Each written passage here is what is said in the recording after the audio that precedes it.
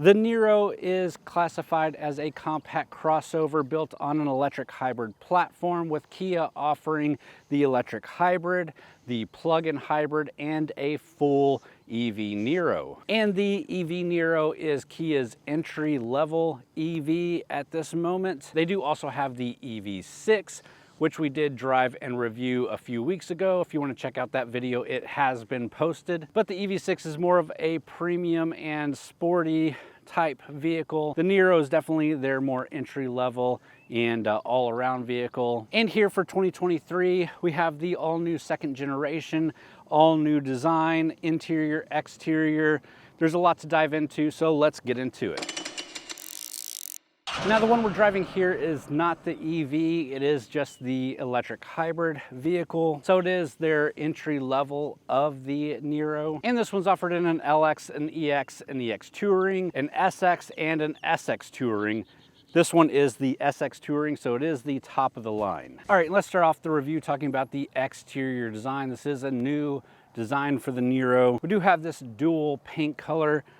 That is cityscape green with gloss black. I quite like it, and the extra black fin on the C-pillar definitely drew a lot more attention, but you can also see the gloss black along the bottom of the door and wrapping all the way around to the front grille. You do have a large lower front grille and a very tiny top grille that's not really a grille, but I think looks really good. You've got these new headlights, all LED. We've got LED fog lights. Of course, it does have that Kia tiger face design. Along the side, we have 18-inch alloy wheels. The Niro comes standard with 16-inch wheels, but I do think these 18s look really good here. And it still doesn't give you low profile tires. Those are good size tires. We also have body color power folding mirrors with the turn signal integrated. We have gloss black roof rails. We have these new boomerang shaped LED rear combination tail lamps that I think look really good back here. You obviously also have the Niro badge and the HEV for hybrid electric vehicle badge, and a bit of brushed aluminum looking trim on the rear with no visible exhaust ports. Now, Kia says that this new design is stronger and lighter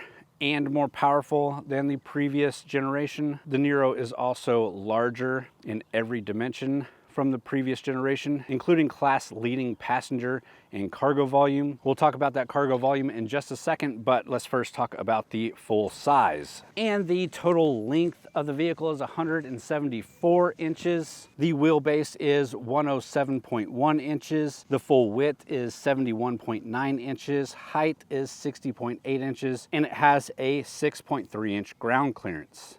And with that, let's check out the cargo volume. This is a power lifting rear hatch. And you do have 22.8 cubic feet of cargo volume back here. You can fold that second row down and get 63.7 cubic feet. And for reference, that 22 cubic feet is 2 cubic feet more than the Kia Telluride behind its third row. So you get a good amount of cargo volume. You have a flat floor, a nice cubby down here for your spare tire, little storage cubbies on either side. But other than that, nothing too fancy back here. Let's go ahead and pop the hood and check out what powers this hybrid electric.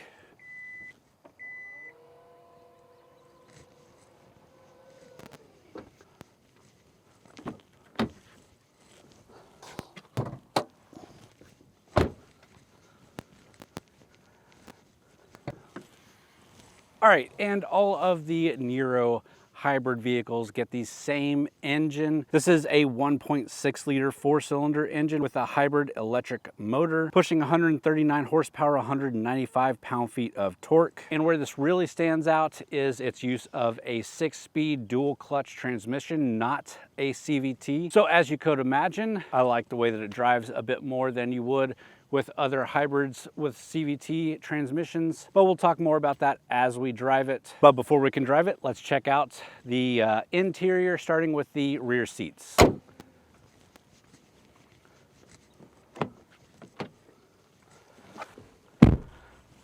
All right, we're here in the rear seats of this compact crossover, and you might be able to see plenty of knee room, plenty of foot room. This is the seating position of the passenger. This is where it's been. The driver position pushes back when you put it into park, so it's a little bit further back than it should be.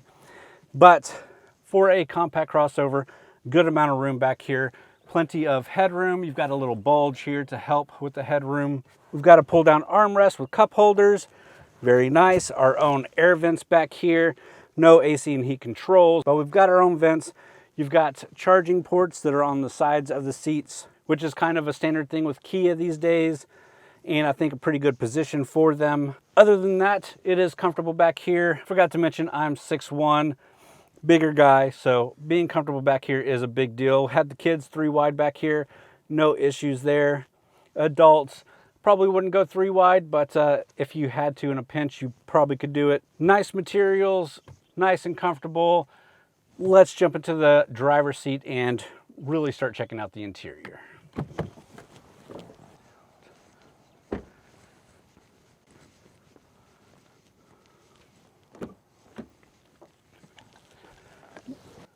All right, guys, so we're here in the driver's seat. Lots to go over, lots to look at here in the interior.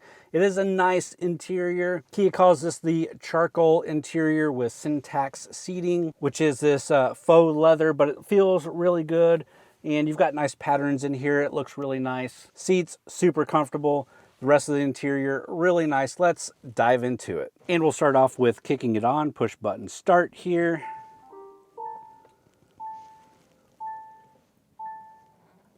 Of course, not much fuss kicking it on. It starts up in EV mode and then quickly switches to the gas if you've got stuff like the AC on or anything like that. First thing to look at is this 10.25-inch display here in this center screen area. I really do like Kia's UX for their infotainment system. It's really responsive, really nice. You do have Apple CarPlay and Android Auto integrations, and you can use Apple CarPlay with just the USB port here. So we've got a USB type A and a USB type C. This one just delivers power. This one hooks up with your interface. So you can do Apple CarPlay with that. You also have a 12-volt accessory plug. And of course, a wireless phone charger down here. But all in all, super nice. We also have this array of buttons down here, just like we had in the EV6, where the down position here gives you full AC and heat controls.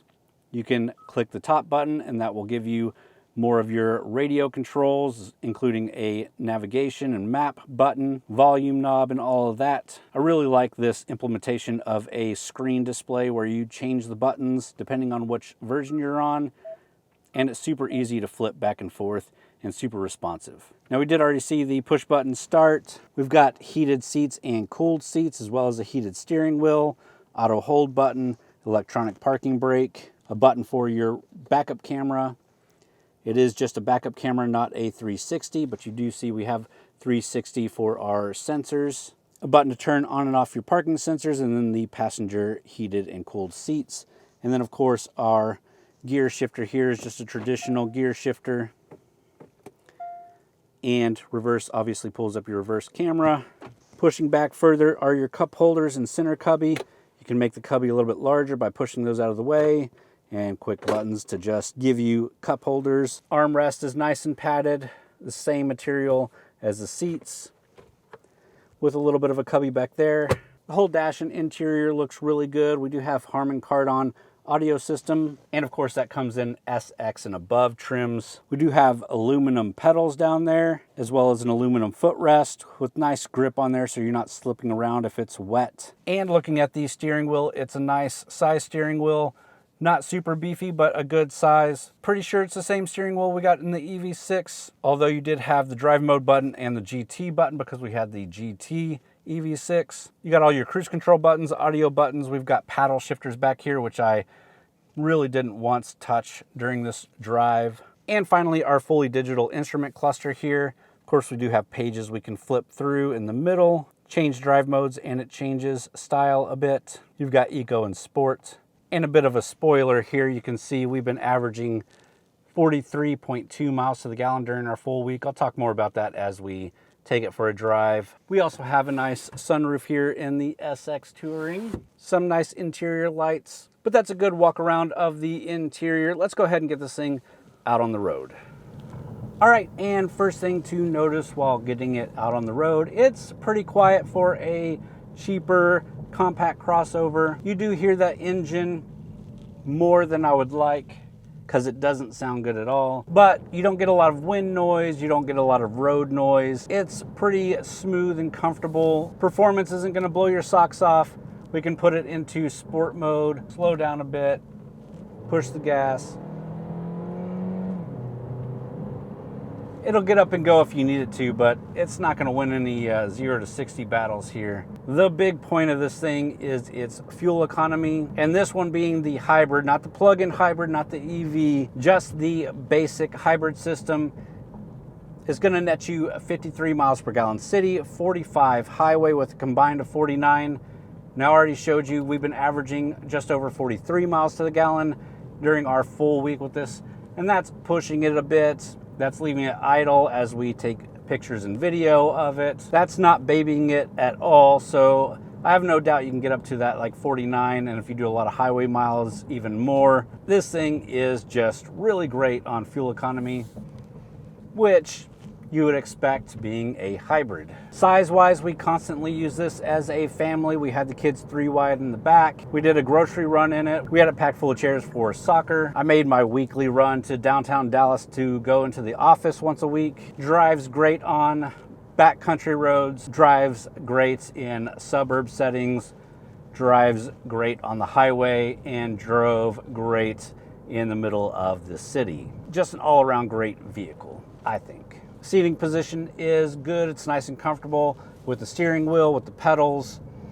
You can see everything on the screens. Everything's easy to touch, easy to control. I just really didn't have any annoyances during the whole week. There's definitely nothing that's a deal breaker, and it's really hard to even think of something that annoys me with this vehicle. I think it's just a really solid vehicle that's easy to recommend. On this SX trim, we also have Kia's safety features, including the radar guided cruise control, lane keeping assist, blind spot monitoring, all of that, which works really well. Kia and Hyundai's lane keeping assist system is one of the best in the industry. It's right up there with some of the best vehicles that I've tested. You really can set your radar guided cruise control, set your lane keeping assist, and not go hands off, but really just let the car do its thing, especially when you get up on the highway. And even if you don't think you need those systems, they're really nice to have when you do need them. And it's hard for me to recommend vehicles nowadays without